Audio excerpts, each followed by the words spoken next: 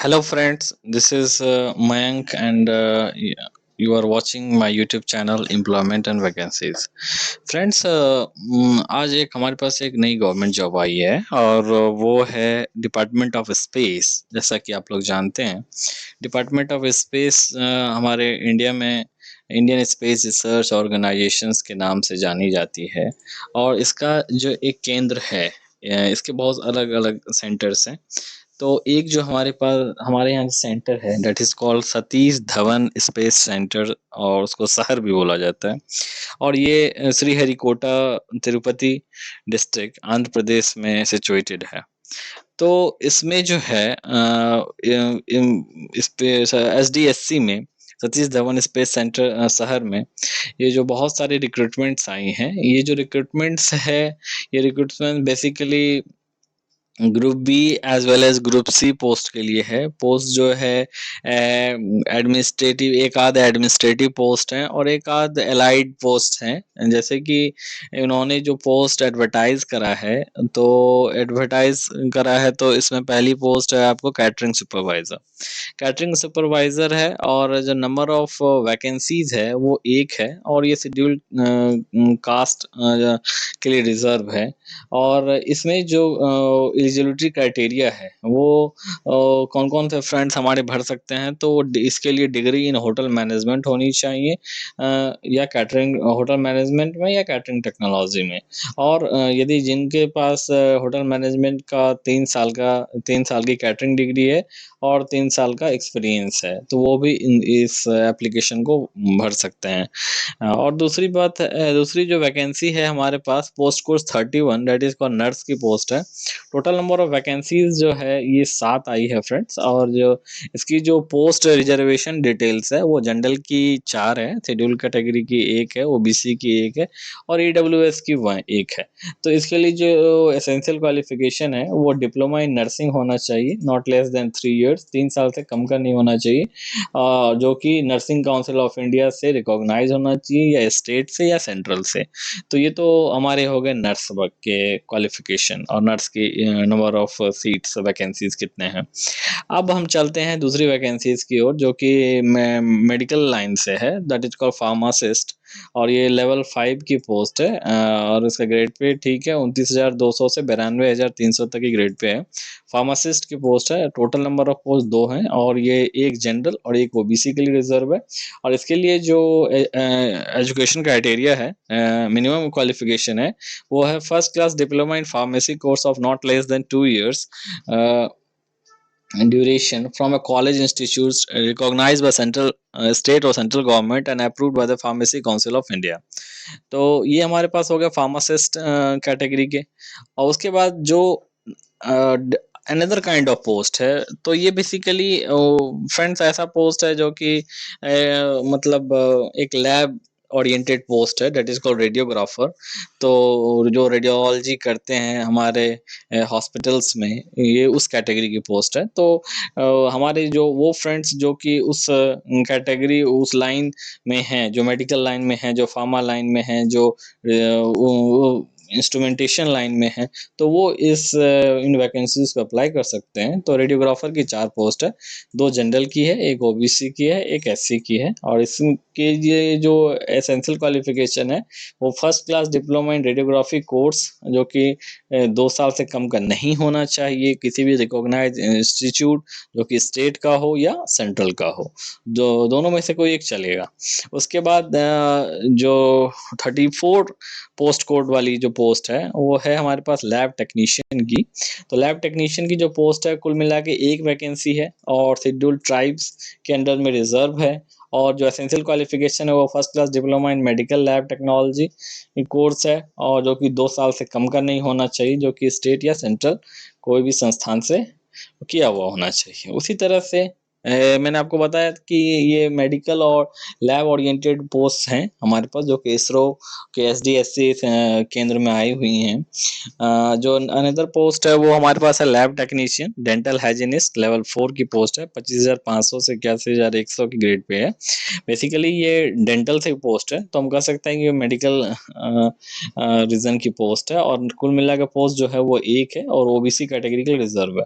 तो इसमें जो एसेंशियल क्वालिफिकेशन है वो first class diploma in dental hygiene course of not less than 2 years, 2 years से कम का नहीं होना चाहिए, और डीसीआई जो कि डेंटल काउंसिल ऑफ इंडिया है उससे रिकॉग्नाइज या अप्रूव्ड होना चाहिए। उसके बाद हमारे पास एक एडमिन की पोस्ट है, दैट इज एडमिनिस्ट्रेशन की पोस्ट है, लेवल 4 की पोस्ट है, और जो पोस्ट का नाम है वो है सहायक राजभाषा, असिस्टेंट राजभाषा। तो कुल मिला के एक पोस्ट है, वो जनरल के लिए रिजर्व्ड है, और इस पोस्ट के लिए जो एसेंशियल क्वालिफिकेशन है वो है graduation with A minimum of 60% marks और CGPA with 6.32 on a 10-point scale as declared by any recognized university with a prerequisite condition that the graduation should have been completed within a stipulated time within the duration of the course as prescribed by the university। इसके लिए जो है graduation होना चाहिए और 60% marks होना चाहिए। इसके अलावा जो है 25 वो हिंदी टाइप राइटिंग पे जो है 25 वर्ड्स पर मिनट का उनको स्पीड होना चाहिए, और कंप्यूटर में जो है वो उनको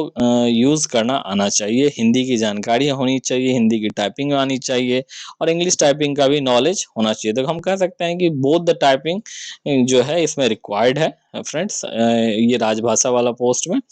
और जो नेक्स्ट पोस्ट है वो हमारा ग्रुप डी का पोस्ट है, कुक। तो इसमें जो है कुल मिलाकर जो टोटल नंबर ऑफ पोस्ट हैं वो 4 हैं, 2 जनरल की हैं, एक एससी की हैं, एक ईडब्ल्यूएस की है, और इसमें जो एसेंशियल क्वालिफिकेशन है वो pass in SSL LC staff selection commission, matric या 10th स्टैंडर्ड। ये जो एसएससी है वो सीनियर सेकेंडरी स्कूल है फ्रेंड्स, और इसको 10th पास होना चाहिए कुक वाले पोस्ट में। और इसमें जो कैंटीन में जो लोग काम किए हैं 5 साल, जिनको हलवाई का अनुभव है या कुक वाला काम का अनुभव है, तो वो इस पोस्ट को भर सकते हैं। तो ये भी फ्रेंड्स एक अच्छी अपॉर्चुनिटी है। उसी तरह से ड्राइवर की पोस्ट आई है, 13 पोस्ट है, जिसमें कि 7 जनरल के लिए है, ओबीसी के लिए है, एससी के लिए, एसटी के लिए है, ईडब्ल्यूएस के लिए है। और इसके लिए जो एलिजिबिलिटी क्राइटेरिया है वो 10th पास होना चाहिए, 3 साल का जो है एक्सपीरियंस होना चाहिए ड्राइविंग का, और लाइट व्हीकल ड्राइवर होना चाहिए, और एक वैलिड जो है लाइसेंस होनी चाहिए।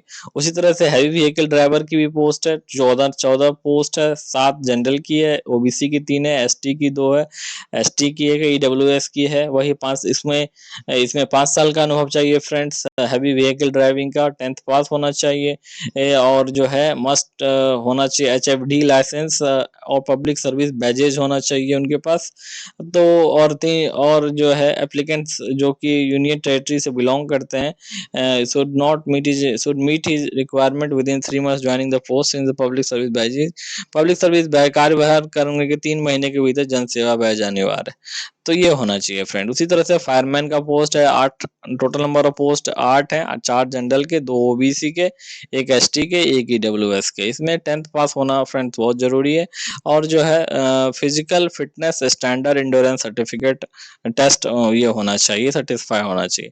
तो इसी तरह से फ्रेंड जो है ये आपकी सैलरी स्ट्रक्चर है, और ये एज लिमिट क्राइटेरिया है फ्रेंड्स, किस कैटेगरी के लिए कौन कितना एज क्राइटेरिया तक वाले वो भर सकते हैं, कैंडिडेट भर सकते हैं। एप्लीकेशन फीस जो है वो जो है टू नॉन रिफंडेबल फीस है 250 for each application. However all candidates have to uniformly 750 पर एप्लीकेशन।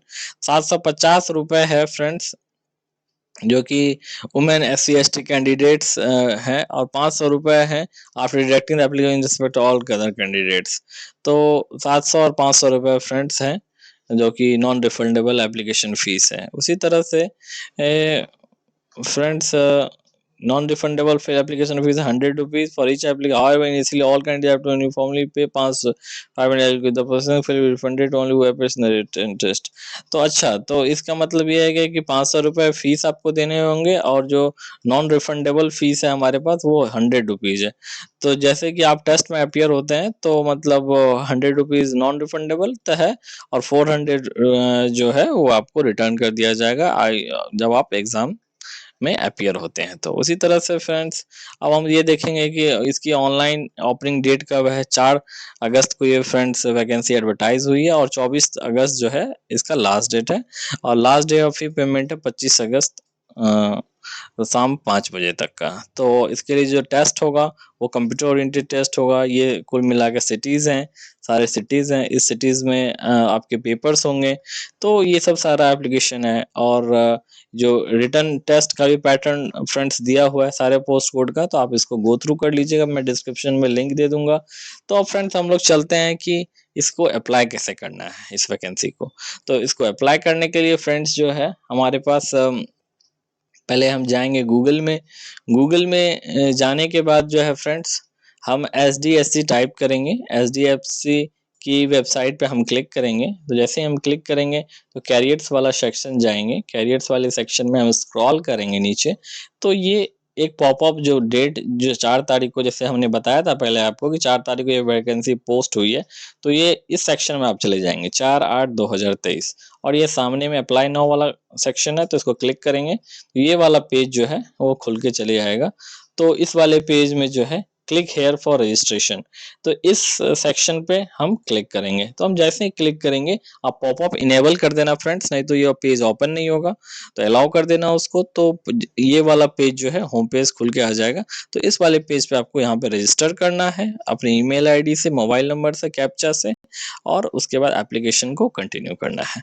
तो फ्रेंड्स ये बहुत अच्छी वैकेंसी है, एक अच्छे ऑर्गेनाइजेशंस की तरफ से आई है, that is called ISRO, department of space. इसमें काफ़ी ज़्यादा अच्छा ग्रोथ है, अपॉर्चुनिटी अच्छी है।